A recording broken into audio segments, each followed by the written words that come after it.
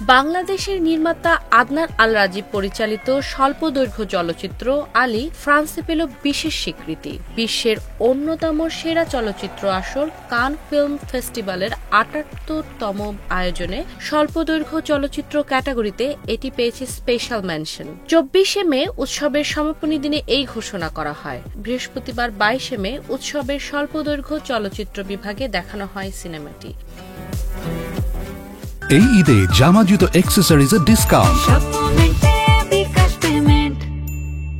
তখনই এটি প্রশংসিত হয়। এতে স্বনামে অভিনয় করেছেন আল আমিন। সিনেমাটির কেন্দ্রীয় চরিত্র আলী উপকূলাঞ্চলের এক কিশোর, যে বেড়ে উঠেছে সমাজের এক কঠোর প্রথার ভেতর, যেখানে নারী গান গাওয়াকে অপমান হিসেবে দেখা হয়। সেখানেই আলী নিজেই অংশ নিতে চায় একটি গানের প্রতিযোগিতায়। এই সরল আকাঙ্ক্ষার আড়ালে আছে এক দীর্ঘ সাংস্কৃতিক নিষেধাজ্ঞা, যা প্রশ্ন তোলে লিঙ্গ বৈষম্য, পরম্পরা ও ব্যক্তি স্বাধীনতার সীমারেখা নিয়ে।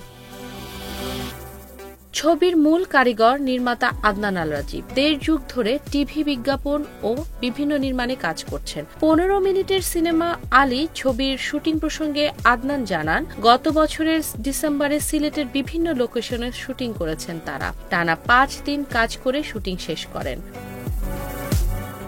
সিনেমাটি উৎসবের কথা মাথায় রেখে বানিয়েছিলেন আদনান।